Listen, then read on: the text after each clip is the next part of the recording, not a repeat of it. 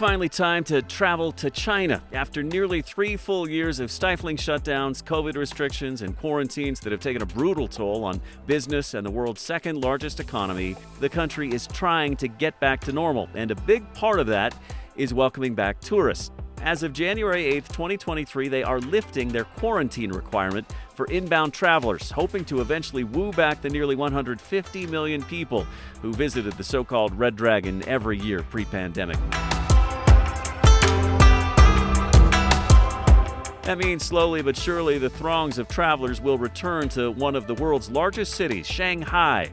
24 million people call this place home, and if this destination's on your list, we are breaking down for you the best of the best, the top attractions in Shanghai, from the famous waterfront to the tip-top of the third tallest building in the world. We'll even meet the man who designed this monstrosity, and we'll show you why visitors like us rave about this city in this episode of Window Seat.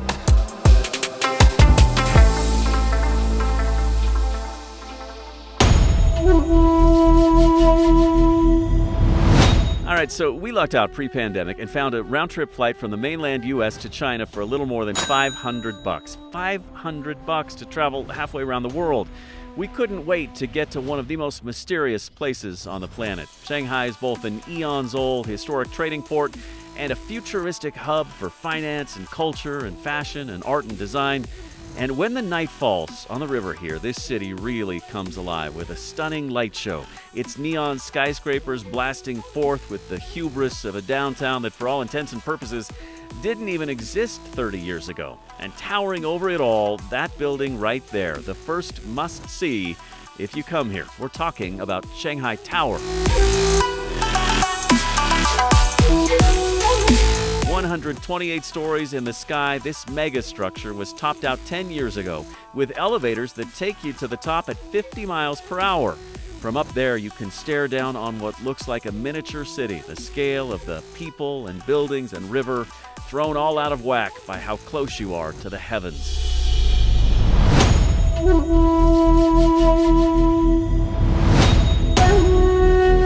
Every view from every pane of glass here atop the third tallest building on Earth will leave you slack-jawed. It's incredible up here.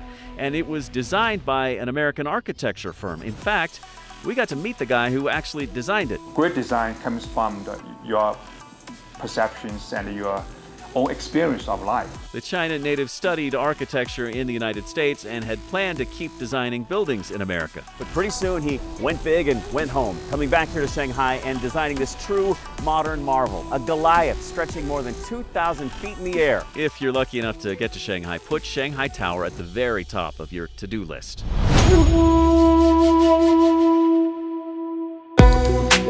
Next on our list of Shanghai's best of the best is the Bund.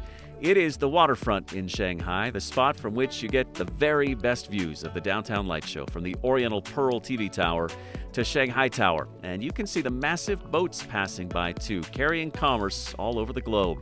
Since the 1840s, people have gathered here to take in the history and culture and tradition.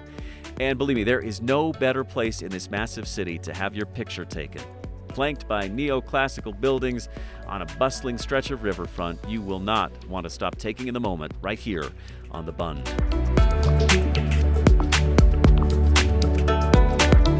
Connecting the Bund and downtown Shanghai, also known as the Pudong District, is the weirdest tourist attraction we found in Shanghai, the Bund Sightseeing Tunnel.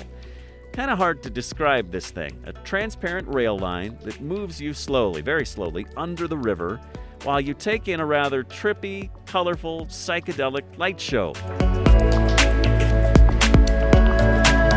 Complete with weird sound effects. It is overpriced, the ride's very short, and when it's all over, you'll ask yourself, what did I just do? What was that weird thing? But it'll have you talking for a long time after you leave Shanghai, and for that reason alone, it makes it worth the price of admission.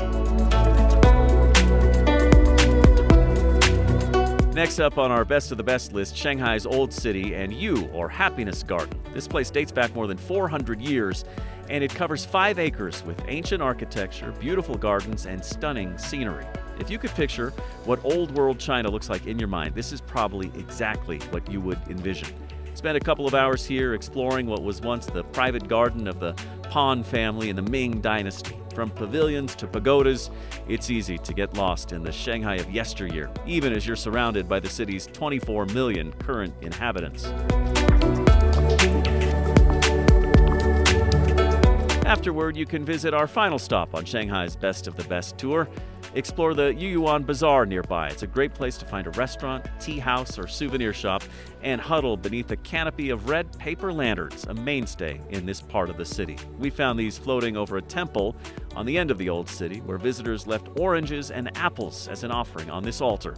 In Asia, oranges are given to the gods as a prayer for good fortune. Outside the temple, visitors light incense. The Buddhists believe the smell these sticks put off is the divine odor, and the mere smell of the incense evokes the presence of divinities.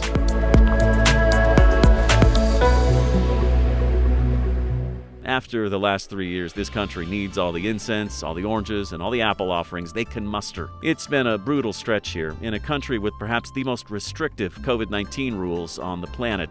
But they're now trying to change things.